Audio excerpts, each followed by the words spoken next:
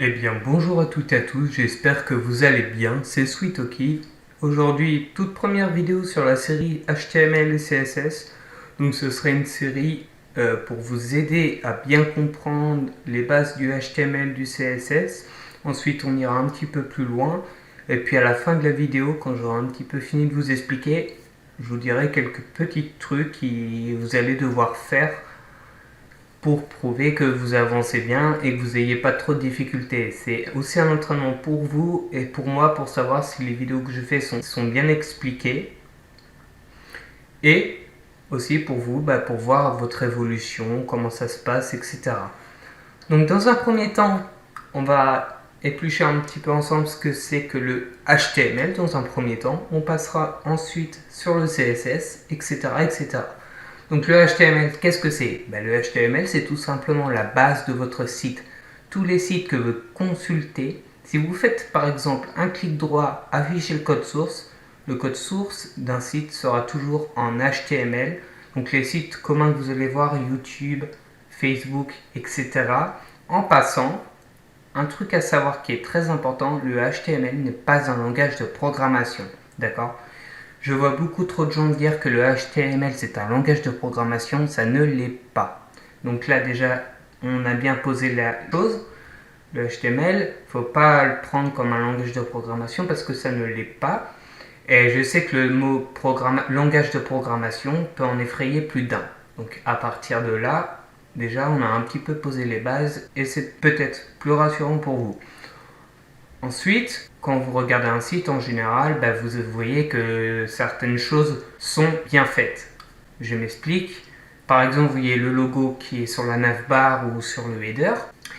Et bien tout ça, en fait, ce qui permet de placer les éléments, c'est ce qu'on appelle le CSS, appelé aussi une feuille de style.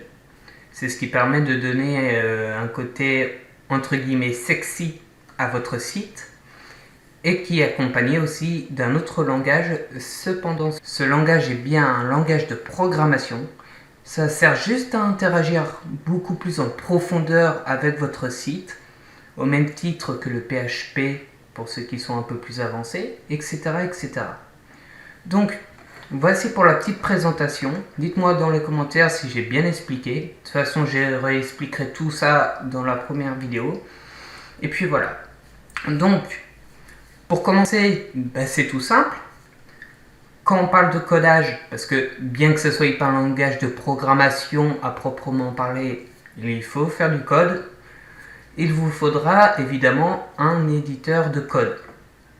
Donc, arrêtez tout de suite quelque chose, c'est de parler des IDE, d'accord? Quand vous faites du HTML et du CSS, je ne vois pas vraiment l'utilité d'avoir un IDE, sachant que la moitié des choses que proposera un IDE ne vous servira pas du tout. Alors, peut-être que dans le futur, certaines choses que propose un IDE vous seront utiles, mais actuellement, franchement, pas du tout. Donc, l'éditeur de code. Moi, je vous conseille de prendre Visual Studio Code. C'est avec cet éditeur de code qu'on fera les tutos, d'accord? Je vous ai mis aussi quelques notions honorables, donc Atom, Bracket et Sublime Text. Donc, ils sont tous les trois de très bons éditeurs de texte aussi. Donc, ma foi, on va clôturer cette première vidéo. Chose importante à vous dire, tous les 5 épisodes, je vous demanderai de faire quelques petites choses avec du HTML et du CSS. Vous allez voir, il y a un lien Discord qui va s'afficher en description. Si vous le souhaitez, vous pouvez le rejoindre. Et à chaque fois que vous aurez fini et que vous aurez compris la vidéo, vous aurez un petit exercice à faire. Et une fois que vous aurez fait ce petit exercice, vous pourrez poster le code sur ce Discord. Et puis je passerai voir un petit peu ce que vous avez fait. Je vous donnerai des conseils. Je vous expliquerai par exemple si vous avez fait quelque chose de mal. Je vous dirai ça tu ne l'as pas bien fait. Tu aurais pu faire comme ça aurait été mieux. Et puis si ma foi c'est très bien fait, vous aurez toutes mes félicitations. J'espère que la vidéo vous aura plu. Si c'est le cas, aimez, partagez et abonnez-vous. Et moi je vous souhaite une très bonne journée à tous.